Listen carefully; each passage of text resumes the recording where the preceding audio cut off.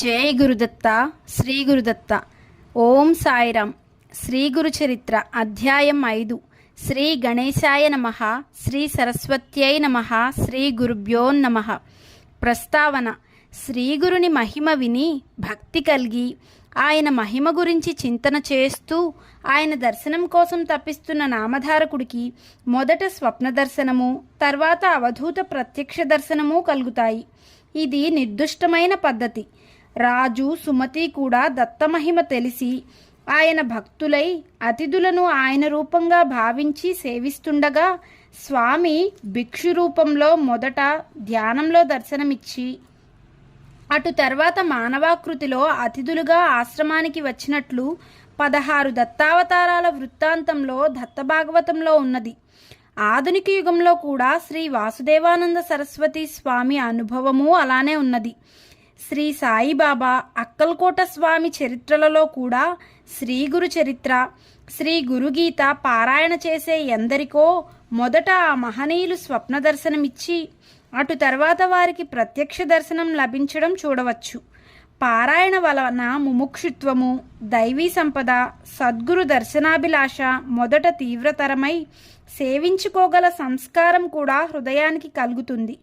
ఈ నిర్దుష్టమైన పద్ధతి విడిచి మనకై మనమే సద్గురువు కోసం అన్వేషిస్తే కలి వైపరీత్యం వలన కపట సద్గురువుల బారిన పడడం తథ్యం.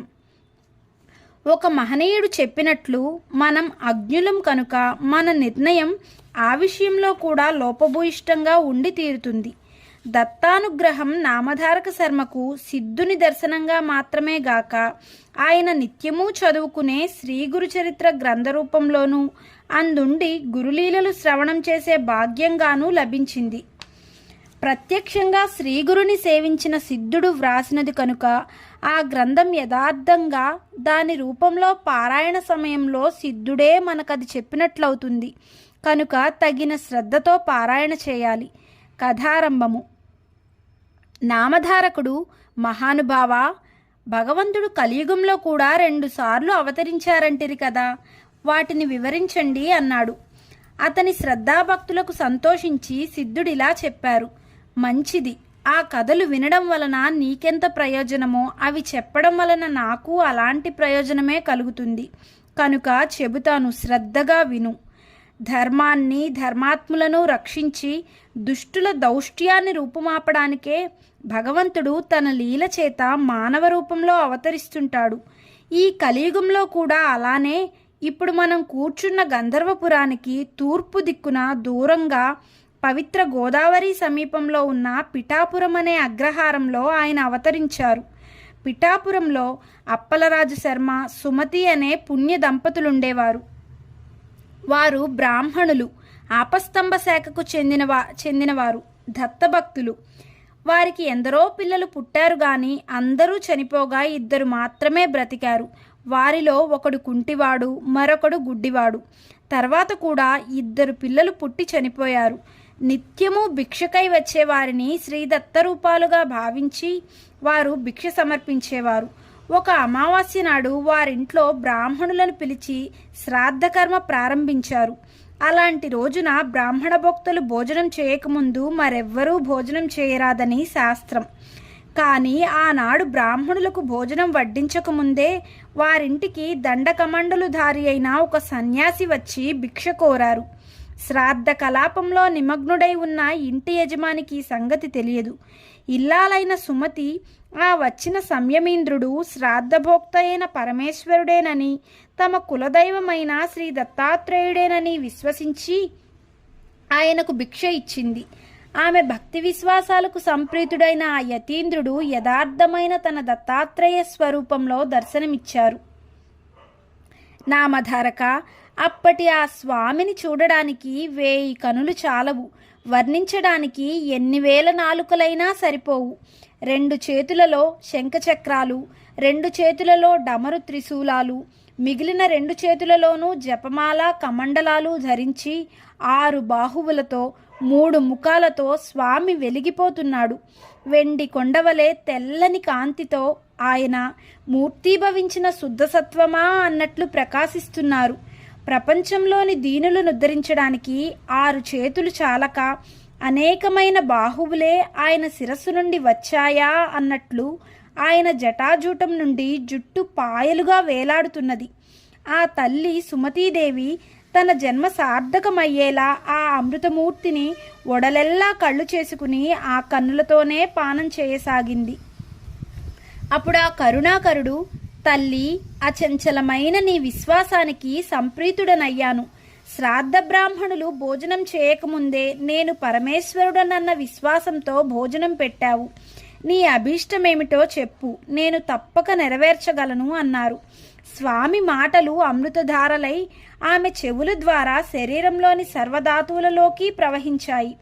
జగన్మోహనమైన శ్రీ దత్తాత్రేయ స్వామి దర్శనంతో ఆమె కన్నులు, ఆయన యొక్క అమృత వాక్కులు వినడం వలన ఆమె చెవులు, బ్రహ్మవాక్కులైన వేదాలను వినిన ఋషి సత్తముల చెవులు వలె పరమ పావనమయ్యాయి.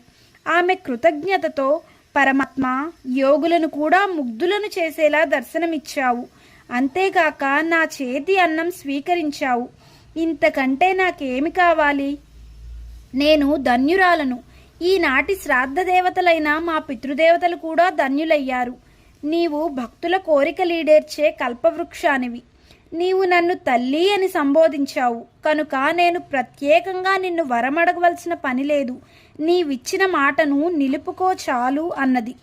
భక్తి శ్రద్ధల వలన జాగృతమైన ఆమె బుద్ధిశక్తికి ఆశ్చర్యకితుడై శ్రీ దత్తాత్రేయ స్వామి ఇది వరకు అత్రి మహర్షి అడిగినట్లే ఈమె కూడా లోకానుగ్రహార్థమైన కోరిక కోరుతున్నది అనుకున్నాడు. ఆయన, అమ్మా, నాతో సమానుడైన పుత్రుడే నీకు జన్మిస్తాడు. కానీ నీవు పుత్రవ్యామోహంతో అతని మాటలను పట్టించుకొనక నీవు చెప్పినట్లే అతడు చేయాలని నిర్బంధించకూడదు. అతడు చెప్పినదే అక్షరాలా అమలు జరపాలి అన్నారు. ఆ దర్శనంతో మరింత నిశితమైన బుద్ధిశక్తి కలిగిన ఆమె, స్వామి, నేను మానవ మాతృరాలిని. నాకు పుత్రవ్యామోహం కలగడం సహజం. అది లేక మాతృవాంఛ పరిపూర్ణమయ్యేదెలా? కనుక పుత్రుడు జన్మించాక సమయానుకూలంగా అట్టి వివేకాన్ని నీవే అనుగ్రహించాలి అని ప్రార్థించింది. ఆమె సమయస్ఫూర్తికి దత్తస్వామి మెచ్చి నవ్వి ఆశీర్వదించి అంతర్హితులయ్యారు. సుమతీదేవి ఆనంద పారవస్యంతో ఇంటిలోనికి వెళ్ళి పితృశ్రాద్ధాది కార్యకలాపాన్ని కొనసాగిస్తున్న భర్తను ప్రక్కకు పిలిచి, స్వామి, నేను ఈనాడు ఒక అపరాధం చేశాను. చేసిన అపరాధం చెబితే దోషం పోతుంది. శ్రాద్ధ బ్రాహ్మణులు ఇంతవరకు భోజనం చేయలేదు కదా. కానీ ఇప్పుడే ఒక సన్యాసి వచ్చి భిక్షమడిగాడు. ఆయనే యజ్ఞపతి, శ్రాద్ధఫల భోక్త అయిన శ్రీ దత్తాత్రేయ స్వామి అని భావించి భిక్ష ఇచ్చాను. ఆయన సంతోషించి తమ నిజరూపమైన దత్తాత్రేయ స్వామిగా దర్శనమిచ్చారు అని చెబుతూ ఉంటే ఆమె శరీరం రోమాంచితమై, కంఠం గద్గదమై, కన్నులు ఆనంద బాష్పాలతో నిండాయి. ఆ మాటలు విన్న రాజు శర్మ ఆమె ముఖంలో తాండవిస్తున్న ఆనంద పారవస్యానికి ఆశ్చర్యకితుడై సంతోషంతో, సాధ్వి, మనము బ్రాహ్మణులకు భోజనం పెట్టి ఆ శ్రాద్ధ కర్మను యజ్ఞభోక్త అయిన విష్ణువుకే కదా అర్పిస్తాము. అటువంటప్పుడు నీవు పెట్టిన భిక్ష భగవంతుడే స్వయంగా గ్రహించాడంటే అది మన మహద్భాగ్యం. అది కేవలం నీ విశ్వాస ఫలమే. నీవు చేసిన ఈ మంచి కార్యం వలన నీవేగాక అందరము కృతార్థులమయ్యాము.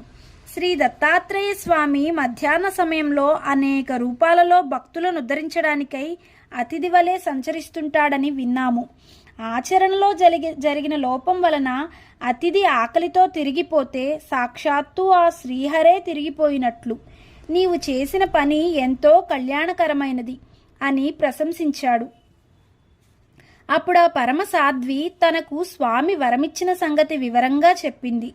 రాజు శర్మ ఆనందభరితుడై, కళ్యాణి, నీవు మన వంశానికి, ప్రపంచానికి కూడా మంగళకరమైనదే కోరావు. నేను ధన్యుణ్ణి అని ఆమెను మనసారా అభినందించి మిగిలిన శ్రాద్ధ కలాపాన్ని యథావిధిగా పూర్తి చేశాడు. త్వరలో ఆ సతీమ తల్లి సుమతీదేవి గర్భం ధరించి ఒక భాద్రపద శుక్ల చతుర్థి నాడు ఉదయం శుభముహూర్తంలో కాలాతీతుడు, పుట్టుక లేనివాడు అయిన భగవంతునికి పుట్టుకనిచ్చింది. దైవజ్ఞులు ఆ శిశువు యొక్క జన్మలగ్నము, గ్రహస్థితి గణించి సాక్షాత్తు కల్పవృక్షమే వారింట వెలసిందని, సాక్షాత్తు దత్తాత్రేయుడే అవతరించారని అన్నారు. రాజు శర్మకు కలిగిన అదృష్టాన్ని పూర్వం అత్రి మహర్షికి ప్రాప్తించిన మహద్భాగ్యంతో పోల్చారు. ఆ శిశువు పాదాలలో దివ్య చిహ్నాలు మొదలైన శుభలక్షణాలతోనూ అప్రతిమాన తేజస్సుతోనూ ప్రకాశిస్తుండడం వలన అతనికి శ్రీపాదుడు అని నామకరణం చేశారు. నామధారక అది కలియుగంలో శ్రీ దత్తాత్రేయ స్వామి యొక్క మొదటి అవతారం. పుట్టినది మొదలు శ్రీపాద స్వామి శుక్లపక్ష చంద్రునిలాగా అందరికీ ఆహ్లాదాన్ని అందిస్తూ ఆనందం చిందిస్తూ ముద్దులు మూటగడుతూ పెరిగి 8 ఏండ్లవాడయ్యాడు. అతని ముద్దు ముచ్చుటలు తల్లిదండ్రులేగాక ఆ ఊరివారందరూ తనివితీరా అనుభవించారు. అతని పాదస్పర్శతో ఆ ఊరు, అతని జననము, బాల్య జీవితాల వలన ఆ పవిత్ర గోదావరి ప్రాంతము ఎంత ధన్యత పొందాయో చెప్పతరమా? 8వ ఏట అతని తల్లిదండ్రులు ఒక శుభముహూర్తంలో అతనికి ఉపనయనం చేశారు. సామాన్యంగా అటు తర్వాత వటువును తగిన గురువు వద్ద అధ్యయనం చేయిస్తే గాని వేదం రాదు. కానీ శ్రీపాదస్వామి తనకు ఉపనయనమైన మరుక్షణమే శిష్యులకు వేదపాఠాలు చెప్పి వెనుక శ్రీ దత్తాత్రేయ స్వామి సుమతీదేవికి ఇచ్చిన మాట యథార్థమని నిరూపించుకున్నాడు. ఇది ఆ భగవంతుడికి తప్ప వేరొకరికి సాధ్యమా? ఇలా శ్రీపాదుడు 16 ఏండ్ల ప్రాయము గలవాడయ్యాడు. ఇంతలో రాజు శర్మ తన కుమారునికి వివాహం చేయాలని కన్యాన్వేషణ చేయసాగాడు. అది తెలిసి ఒకనాడు శ్రీపాదస్వామి తండ్రితో, నాయనా, నీవు నాకు వివాహం చేయడానికై తగిన కన్య కోసం అన్వేషించనవసరం లేదు. సర్వ శుభలక్షణాలు కలిగి నాకు తగిన కన్య సిద్ధంగా ఉన్నది. ఆమె పేరు యోగశ్రీ. నేను ఆమెను చేపట్టి సన్యాసినవుతాను. నేను శ్రీవల్లభుడను గనుక నాకు సంతానం లేకపోయినా నిత్యముక్తుడనే అని నిశ్చయంగా చెప్పారు. ఆ తండ్రికి ఆ మాటలు మనస్తాపాన్ని కలిగించాయి. కన్నుల నీరు కారుతుంటే రాజు శర్మ గద్గద స్వరంతో, పెళ్ళుబుకుతున్న పుత్రవ్యామోహంతో స్వామితో ఇలా వాపోయాడు. అబ్బాయి, నీవు గనుక సన్యసించి మా దగ్గర లేకుండా పోతే మేము నీటి నుండి బయటపడిన చేపపిల్లల వలె శోకంతో విలవిలలాడి మరణిస్తాము. నీవు సాక్షాత్తు పరమేశ్వరుడివే అయినా మా పుణ్యం వలన మాకు బిడ్డవై జన్మించావు. అట్టి నీవే తల్లిదండ్రులమైన మమ్ములను శోకసాగరంలో ముంచి వెడలిపోవడం ఉచితమేనా? భగవంతుడవు, ధర్మగోప్తవు, ధర్మరక్షకుడువు అయిన నీవే పుత్రధర్మాన్ని నిర్వహించుకుంటే ఎలా? నామధారక, ఈ దంపతులకు శ్రీపాదస్వామియే గాక కుంటివాడు, గ్రుడ్డివాడు అయిన మరి 2 కొడుకులున్నారు కదా. రాజు శర్మ ఆ 2ని శ్రీపాదస్వామి వద్దకు తెచ్చి, నాయనా, నిన్ను స్మరించడం చేతనే సంసార బంధం తొలగిపోతుంది. కానీ అవిటి వారైన నీ సోదరులిద్దరినీ చూచినప్పుడు మాత్రం మాకు మరలా ఈ సంసార బంధాలు పెనవేసుకుంటాయి. వీరితో మా గతి ఏమి అని దుఃఖించాడు. సుమతీదేవి కూడా పొరలుకొస్తున్న దుఃఖం అణుచుకుంటూ శ్రీపాదుని సమాధానం కోసం ఎంతో ఆర్తితో ఎదురుచూచింది. వారి బాధను గుర్తించిన శ్రీపాదస్వామి అన్నలిద్దరినీ తన అమృతహస్తంతో స్పృశించారు. సంజీవని స్పర్శచేత చనిపోయిన వారికి ప్రాణమొచ్చినట్లు స్వామి స్పర్శచేత తక్షణమే వారిద్దరూ పాద నేత్రవంతులై సుందర సుకుమారమైన రూపాలతో ప్రకాశింపసాగారు. సర్వతంత్ర స్వతంత్రుడు, సకల జగన్నియామకుడు అయిన భగవంతుని మహిమకు సాధ్యాసాధ్యాలు లేవు. ఈ అద్భుత సన్నివేశం కనులారా చూచిన ఆ తల్లిదండ్రులకు శ్రీపాదుడు కేవలం తమ పుత్రుడన్న భ్రాంతి పటాపంచలైంది. అతడు లేని చోటే లేదు గనుక అతడు తమ దగ్గర లేకుండా పోతున్నాడన్న వ్యామోహం అంతరించింది.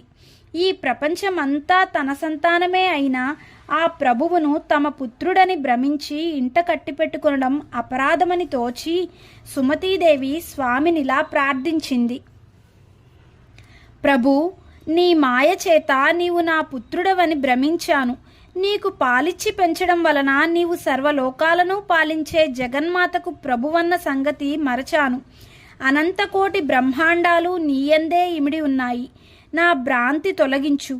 అప్పుడు ఆయన తన యథార్థ రూపాన్ని తల్లికి మరొక్కసారి దర్శింపజేశాడు. ఆ దివ్య మనోహర మంగళ సుకుమార సుందరమూర్తి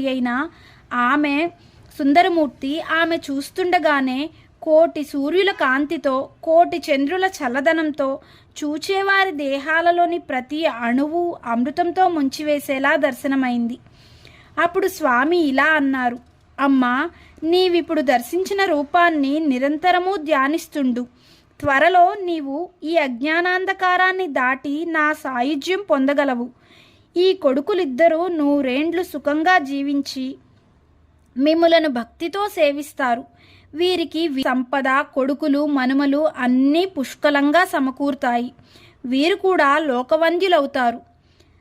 ఆ సోదరులిద్దరూ శ్రీపాదస్వామిని భక్తితో స్తుతిస్తుంటే వారితో ఆయన, మీరు తల్లిదండ్రులను ప్రత్యక్ష దైవాలుగా భావించి సేవించి తరించండి, నేను సన్యసించాలి అని చెప్పి తన తల్లిదండ్రులకు ముమ్మారు ప్రదక్షిణం చేసి వారి అనుజ్ఞ తీసుకుని వెంటనే సన్యసించి పాదచారి